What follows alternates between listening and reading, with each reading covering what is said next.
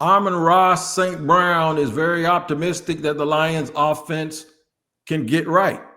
I believe him. I'll tell you why here on Locked On NFL. The barbershop is open and Tony Wiggins has a chair for you. He's ready with some real NFL talk. The local experts of Locked On bring their expertise, and Wiggy is ready with his clippers and shears. Sit down and enjoy. The new Locked On NFL starts now. Locked On Podcast Network. Your team every day. What up, folks? It is your team every day here on Locked On NFL. We thank you for making us your first listen. I am Tony Wiggins, the host of The Barbershop, credentialed member of the media for 2 decades, along with my man Matt Williamson here on Fridays like we always are. Of course, y'all know Matt, former NFL scout and a dude that knows the NFL. Pittsburgh Steelers. He hosts the Peacock and Williamson podcast with Brian Peacock, and he's in the building with Pittsburgh doing some radio work up there too, so he absolutely knows exactly what he's talking about. We're going to bring you around the league today and get you in tune with some of the biggest stories as we head into preseason week 2. This episode is brought to you by Monarch Money. Take control of your finances with Monarch Money and use the code LOCKEDONNFL at monarchmoney.com for 50% off your first year. Shout out to the everydayers that join us, and we also appreciate the people who are new. That's right. We'll give you a reason to come back. So I'm going to tell you why you're here today. Here's what you're going to get. All the way at the end and starting at the top. This is what we're going to go through. Falcons D in a rush to prove itself. That's going to be a lot of fun. JJ McCarthy for the Minnesota Vikings, the second year or first year, however you want to look at it, quarterback. He won't play in game 2 of the preseason, so you'll have to wait another week to see his progress. But we're going to start with the Detroit Lions. I said Amon St. Brown is optimistic about the Lions offense. When John Morton was chosen as the offensive coordinator, Matt Williamson, we talked on this show about replacing coordinators and can they keep going. And one of the things that we brought up was that he was actually there when this thing was broken down to the studs, and he was integral in building the Lions up.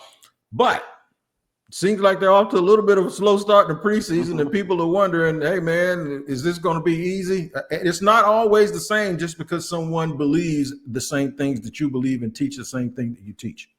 Yeah, people overreact this time of year, though. I mean, people need to understand that in the preseason, you're not doing all your stuff. You're not game planning for the opponent. And in some instances, you're even putting your teams in tough situations. I heard an interview with some Eagles folks the other day, and they were talking about Eagles-Bengals. It was a crucial third down situation in week 1 of the preseason, and Vic Fangio called a cover 0 blitz and left Wingo, the young corner from Georgia, on an island against Jamar Chase. And it didn't go well. And Fangio, after the game, said, I would never do that during the regular season, though. You know, I'm just trying to test these guys to see how they handle adversity. So I want to preface that just by saying you don't know what every team's intentions are or why they're calling specific plays or what they're exactly doing. So I'm not going to overreact that Detroit's offense isn't lighting it up yet after 1 week or. But I do have some concerns just personnel-wise. I mean, I think the interior of the O-line, considering Goff's immobility, is a big worry. To me, I just need to see it play out. But I think they'll be fine. Yeah, they'll be fine. Frank Ragnow, you just can't replace an all-pro, not a Pro Bowler, an all-pro center, especially one that you think you're going to have in your organization for a number of years.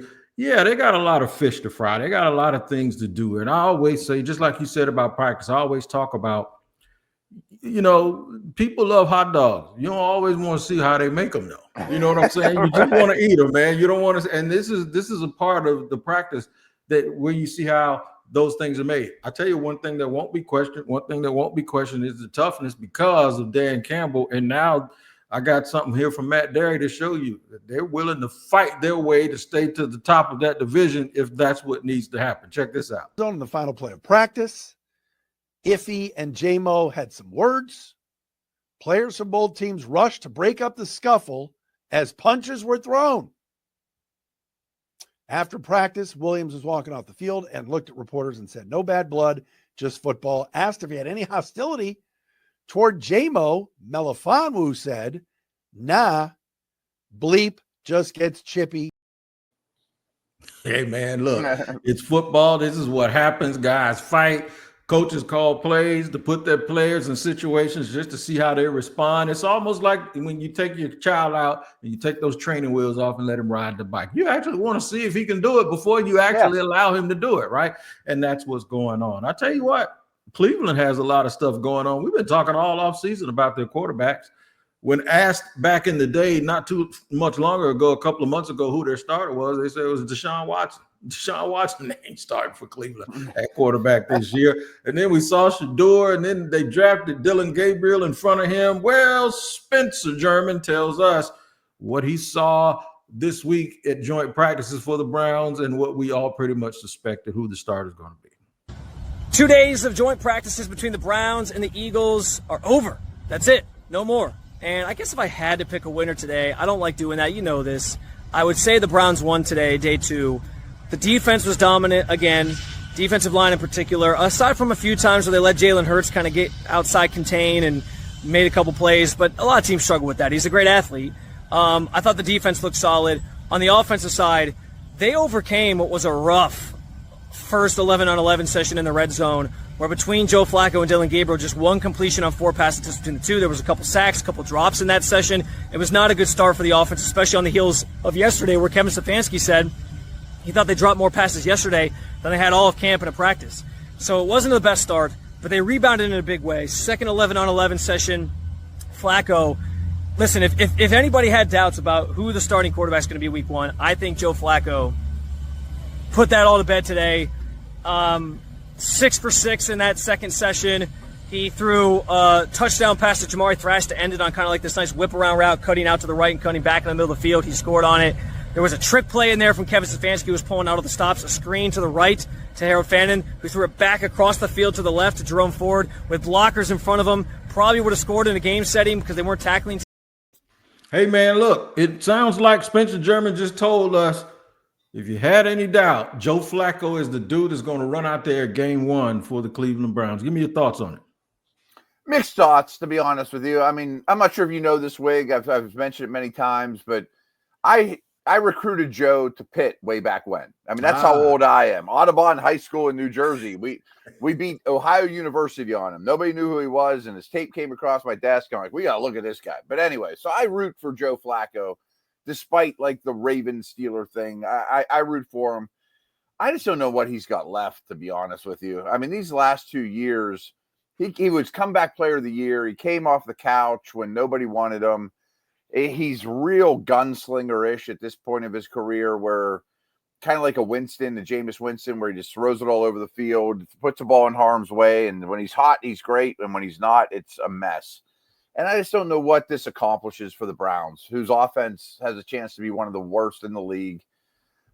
I mean, I'm not saying just give the job to Shador. I wish he was playing this week, to be honest with you. But if I look at this through a Browns fan's lens, I want Shador to get every rep possible, and I want just to see as much as possible, so I know one way or another if he could be the guy, you know. And Flacco doesn't get me there, you know. Yeah, I'm the same way, man. One thing I realize about fans and being here in Jacksonville is this: that little win you can get right now is cool, but what they really want, if you think about Chiefs fans and Raven fans, and I can even throw Pittsburgh into this right now. You just want to see who the guy is going to be for the next decade, so you don't have to think about it anymore. Yeah. There's a certain piece that comes with that extends far beyond coaches and owners and GMs. The fans also want to know who they have and that guy has a chance to be the guy, or to be maybe it doesn't have to be the best player in the league like the 49ers. We'll talk about them a little bit later,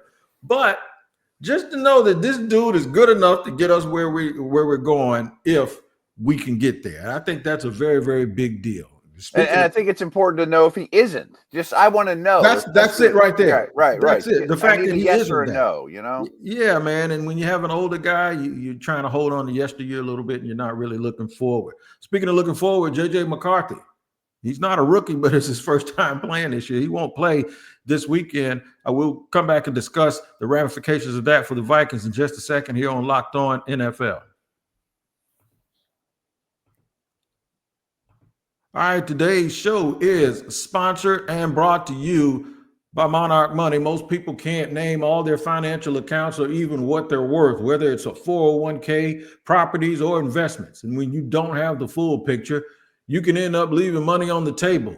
That's why there's Monarch Money. It's an all-in-one personal finance tool that brings your entire your financial life together in one clean, easy-to-use interface on your laptop or your phone. And thank God for that, because I am a hard dude to get the multitasking when it comes to this, and Monarch makes it really, really easy to do. Monarch does the heavy lifting for you. You can link all your accounts in minutes to see clear data visuals, get smart categorization of your spending, and finally feel in control of your money without ever touching a spreadsheet. Don't let financial opportunities slip through the cracks. Use the code LOCKEDONNFL at monarchmoney.com in your browser for half off your first year. That's 50% off your first year at monarchmoney.com with the code LOCKEDONNFL.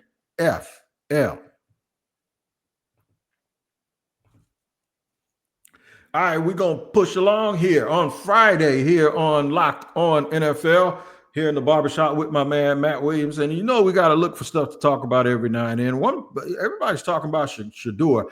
I was really looking forward to seeing JJ McCarthy again this weekend because they're a really, really good team, man. If you take the quarterback off of every team in the National Football League and then you measure all of those teams quarterback list, I think Minnesota stacks up in the top 5 because I'm talking about personnel, organization, lines of scrimmage on both sides of the ball, and coaching. I love what they offer. But we know this. You only go as far as your quarterback can take you, and JJ McCarthy won't play in the second preseason game. Check this out, though. Listen to his progress and listen to what people are saying about him up in Minnesota. JJ McCarthy's training camp has not been perfect, but should we be worried about it?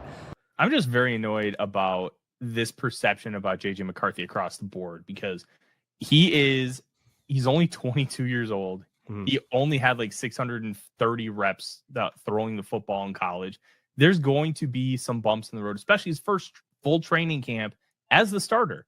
There are going to be bumps. There's going to be ups. There's going to be downs. But the key thing that I wanted to look for across all my visits to training camp and everything I read, what is he doing procedurally, and is he staying consistent with his process? Well, those are reasons for everyone else who is concerned. He's annoyed, and that was Luke Braun's guest on Locked On Vikings. He may be annoyed, but everything he mentioned is a reason for concern. He hasn't thrown a whole bunch, and you're adding him to a team that is ready to challenge for a championship, and that's the problem right now in Minnesota.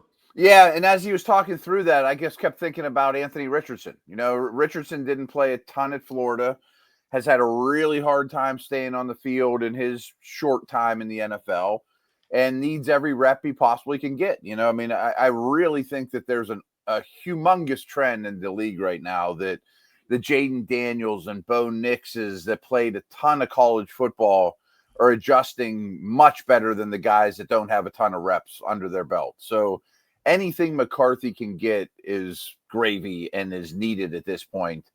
I'm with you on the Vikes. I love that they really reinforced the interior of both their lines in this offseason. I thought that was a weakness, and they have a really strong roster. But I do also urge people, because I've seen them, that the joint practices might be more valuable than the subsequent preseason game, because first off, your quarterback doesn't get hit, which is nice, you know, from a McCarthy standpoint. But it's so situational and it's so intense.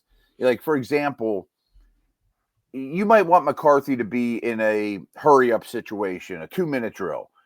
But the game might not lend itself to do that. You know, he may never be in a position to do it. But if you do a joint practice, I'm going to do 2-minute drill for 10 minutes. You do 2 minutes, I do 2 minutes. You know, so especially this week when a lot of the joint practices are going on, I wouldn't overreact to he's not playing this week in the preseason, but he did participate in the joint practice, because he might get even more out of the joint practice. In fact, I'm glad you said that, because Kevin O'Connell said exactly that. They use the joint practices in real-time situations. Yeah. And he gleaned more from that than he would in a preseason game where a guy gets 12 snaps and 6 of them are runs and 6 of them are passes. Mm-hmm. And I think that's why I preface it by saying I wanted to see JJ McCarthy. So Sure.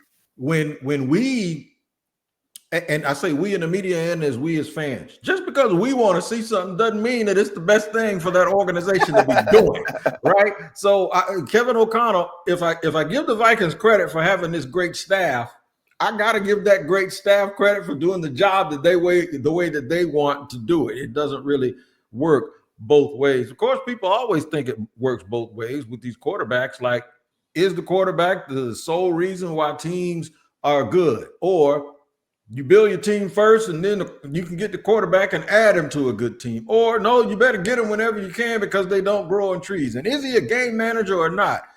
Nobody has personified that entire conversation more than Brock Purdy.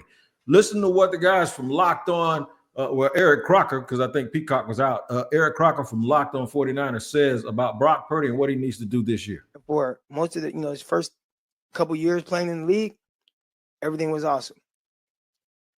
Last year, not as ideal. And I think this year is starting off where it's going to be on him to figure it out. You just got to figure out how to maneuver around that. And I think last year it was a lot for him. A lot of people talk about all the injuries and stuff like that, but Spoilers actually had some opportunities to win games. And I'm not saying it was all on him why they lost, right? But again, I'm always going to put on the quarterback to just like figure it out if it's not drastic situation. Here's an ode to Cam Newton. Maybe this is what he was talking about. Maybe when you start removing things from Brock Purdy's plate, maybe the food doesn't taste as good. Can he do that? Can he figure it out, or does he need to be a more talented player to be able to do that, Matt? Well, Croc and BP are way closer to the Niners than me. But I thought Purdy took a step forward last year. Now, I just thought that there was less around him. No McCaffrey, receiver injuries, Trent Williams in and out of the lineup. Defense wasn't as good. And I thought it was for the first time in his career, he started to elevate those around him, the Juwan Jennings of the world, those type of guys that are fine but not special players. And to me, I just think he's getting a little too scrutinized because he just signed a huge deal, and everything changes when you're Mr. Irrelevant making $1 million or whatever, as opposed to being a $50 million quarterback, because now you have to elevate everybody. And I'm not implying he's going to be a top guy, but I still think he's a borderline tier 2 type quarterback that is progressing well and has a lot of playmaker skills that I didn't see when he was a rookie. Yeah, I'm with you. And, you know, sometimes I have to get on my soapbox with this. Mm-hmm. We always talk about what a quarterback's job is. You know what an organization's job is? An organization's job is to structure your organization and insulate a quarterback with a good offensive line, weapons at wide receiver, and be able to play have defense where you can play complementary football. I know because I'm in Jacksonville defending Trevor Lawrence every time I get a chance, because the Jaguars have not done that. Doesn't mean they did everything wrong, but that thing in particular, they did not do a very good job and have not done a very good job. So I don't care how talented you are, or I don't care where you were picked, whether you first like Trevor or last like Purdy, the team, it is their job to make sure that all of their business is handled too. And that's why teams that win, like the Chiefs and the Ravens, each and every year, well, some people say the Ravens ain't won nothing, but you know what I'm saying. they're always hanging around. The Eagles, is because they take care of the things that they're supposed to take care of, in addition to going out and finding a leader behind center. All right, so speaking of young teams, I'm going to talk about young teams. There's a game this weekend between the Falcons, who I have talked about probably more this week on Locked On NFL than I have in a whole year, because I'm really, really excited about them. They play against the Titans, two young quarterbacks. You got second-year guy Michael Penix, first-year guy, of course, in Cam Ward, and some defensive dudes that are trying to change the culture of the Falcons that won't let Matt Williamson come out and say something like they ain't been the best. They've been the worst team rushing the passer in the last 20 years. We're going to review that game and talk about the Falcons' young pass rushers. We'll do it in just a second here on Locked On NFL.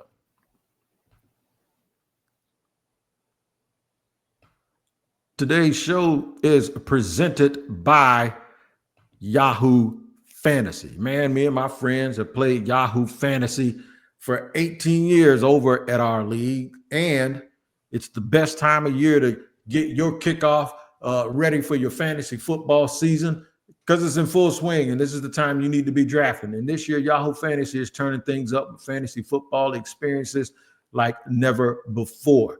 We're playing on Yahoo, like I say, for the 18th year in a row, and you should do the same thing. I don't care how many leagues you're in, they all need to be on Yahoo Fantasy. To celebrate 28 years of fantasy football greatness, Yahoo Fantasy is dropping 28 big new features over 28 days throughout August. To kick it off, they just dropped the Yahoo Fantasy Guillotine Leagues, a killer new way to play fantasy football on Yahoo, where the lowest scoring team gets eliminated each week until there's one team left standing. With the season around the corner, now's the time to get your league together and give the new mode a try. If you're more into the classics, you can still play head-to-head private leagues or join public leagues. Stay tuned for more killer announcements and start playing Yahoo Fantasy Football now at yahoofantasy.com/LockedOnNFL. All right, Matty, let's push this thing down the stretch and get to some good information. You're the one that hit me to the game, and I'm going to tell you right now, I've been using it ever since you told me. You broke that thing down from 5 years to 10 years to 15 to 20. The Falcons are the absolute worst at sacking the quarterback in each one of those years. So that means that when you add them all together, they're the worst team at getting after the quarterback in the last 20 years. But they drafted one pass rusher and one hybrid this offseason. I'm going to let Aaron Freeman and his guests talk about the optimism that they have with the Atlanta Falcons and that young defense. However, Rook is right there. James Pierce Jr. was right there a couple of times. I do really believe, and I hate doing this about the Falcons defense because it has bit me in the butt the last couple of years, but I'm serious when I say this. I think the pressure is going to be there this year. I think there's going to be a level up. I'm not going to say that it's going to be life-changing, but they have some very good players, and the way that they're using them is specifically interesting. Some stunts that they're running with the defensive players. All right, I'm going to try this name. There's a kid they picked out of Clemson a couple of years ago. His name Rook. That's what she was talking about. Yeah, Rook. Yep. I'm going to try the last name. Rook Onkaroro. If I'm wrong, pretty close. He's a big dude. I don't want him coming after me, and I don't want nobody saying that I'm just butchering his name on purpose. I'm not doing that. But when you add him, you add James Pierce, and then, man, one of my favorite players in the draft was that kid that got out of Georgia, that linebacker that I think can rush the pass also and play with his leadership. When you add all of those three guys together, do you think it's enough? Do you believe it's enough for them to improve that pass rush? Improve, yes, but I'm not going to take it. I forget how she said it. I think it will level up a tier. Yes, I don't think it's going to be a top 10 type of pass rush. Now, I do think that's going to be a very good offense, a high-scoring offense, playing in a dome. They're going to force teams to pass to keep up with them. So I think that the Atlanta pass rush is super important. Kind of like the Colts back in the day with like Freeney and Mathis, and like we're in a dome and we're going to play a high flying game. We need to be able to rush the passer. I don't love Pierce, to be honest with you. I see some stiffness there. I don't think he's a real edge bender. I don't know that he can win with power, but I am a Walker fan. You mentioned Rook from last year, and they have some other young defensive linemen you would hope take a step forward.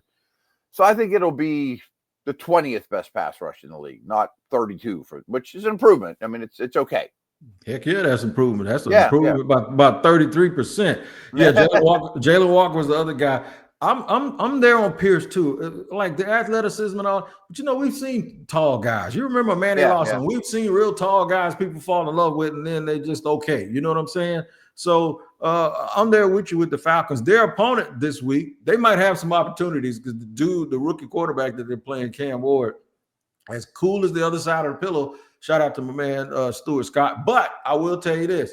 Sometimes it looks like he's a little too relaxed holding on to that ball, and he stands there flat-footed, and it's like you can give him credit for not being afraid and really staring down the gun barrel, but it can bite you if you don't see him coming. And he actually makes some throws too instead of just ending plays. He always tries to get and see what he can get. And mind you, it's training camp. Tyler Rowland talks about a play that he made in joint practices just the other day. Cam Ward's worst habit in his early NFL career bit him on Wednesday at the end of joint practices against the Atlanta Falcons. During the final team period, Cam Ward was rolling out right. There's nothing there. He goes to throw it out of bounds, and it's close enough inbounds that an Atlanta Falcons defender was able to intercept it. And this immediately reminded me of my least favorite play of Cam Ward's from the preseason game against Tampa Bay. It was the first third down where he was rolling out to his right, and he was near the sideline, and there was nothing there, and he kind of throws it out of bounds. But if you look back, the ball landed in bounds, very close to two Tampa Bay Buccaneers defenders. Now, he wasn't intercepted there, but I'm actually happy that he was intercepted this time against the Falcons, because I can take interceptions from Cam Ward when he's trying to fit in things into holes against a zone defense, and he's trying to be aggressive and throw the ball down the field and make plays. I can take those interceptions, and there are going to be those interceptions with his gunslinger mentality, as we've seen already through the first 3-4 weeks of training camp and joint practices. But the interceptions that I think would be backbreakers and would be unacceptable, to me, would be those ones where you're throwing it out of bounds, and instead of just throwing it to your teammate on the sideline or throwing it in the bleachers, you throw it too far in bounds and it turns into an interception. Those are... Yeah, all of that stuff drives me crazy. I'm going to warn Tyler about something, though, because I've said those things about Jameis Winston. Sometimes guys don't unlearn that crap, man. They keep doing it. And one of the players that I always mention, you see Jay Cutler on one day, he looks like he has a Hall of Fame arm, whip it motion. He can fit it anywhere. You see Jay Cutler on another day, and it looks like Jameis Winston back in the day. The problem is with Jay Cutler, it was usually one quarter to the next. That variance has to go away if he is ever going to lift that team. Cam Ward is ever going to lift that team to the heights where people expect from a number one pick. You gotta get rid of that. That has to be something that can't happen. That has to barely ever happen. It can't be something that you hope goes away. Yeah, and it's interesting. Like, I think Eli Manning had some of this where he almost seems too calm and too cool. And when things are bad, you can really criticize a quarterback. Of course, they're going to take more arrows than they should. And when things are great, it's like, oh, he does nothing bothers this guy, you know. And Ward just isn't accomplished yet to really get the benefit of the doubt. But it worries me a little that he might be a little too cool for school. You know, like, man, I think I have a lot of optimism about Ward, to be honest with you. I think the Titans are going in the right direction. I see a ton of art talent there. I do like his makeup, but I bet he'll learn a few lessons the hard way, especially this rookie year that I expect to be a roller coaster. Maybe he should be a little more attentive to detail, or, you know, a little more, I don't want to say stressed, but a little more conscientious of everything around him. But I think if he's a hit, we're just going to talk about it like it's a positive. Like, man, that dude is cool. Nothing bugs him, you know, like Eli, you know? Yeah, you got to read the room. If you got Jamar Chase, you try that stuff. If you don't have Jamar Chase, you don't. That's just the way it goes. You got to know who you got around you, man, because they're expecting you to lead. And that's something to monitor. Will that stuff, because we saw the ultimate, we're going to date ourselves now. Joe Montana did this, but he great call. He always did it right, man. He always did it right. And then you had other guys that didn't do it so well. I tell you what, man, a lot of these games are coming up, and you guys, we kept talking about fantasy football earlier with Yahoo. We want to thank you for making Locked On NFL your first listen today. The NFL fantasy draft season is here. So your second listen, you need to go to Locked On Fantasy Football's podcast with Vinny Iyer and Michelle Majuk. Listen every day to prep your fantasy draft and become the most informed manager so you can take home your league's trophy this season. Find Locked On Fantasy Football on YouTube or wherever you listen to your podcast. All right, man, you've been listening to me and Matt here for a little bit over 29 minutes, and I want to tell you something. That's 29 minutes you can't have back, so I hope that you really enjoyed the show. We appreciate you joining us and taking your time to spend with us here on the Locked On Podcast Network. Check out Matt on the Peacock and Williamson podcast, where you can find that wherever you get your podcasts. And me, I'll be here, right here in the barbershop in the afternoon. Take care. We'll see you later.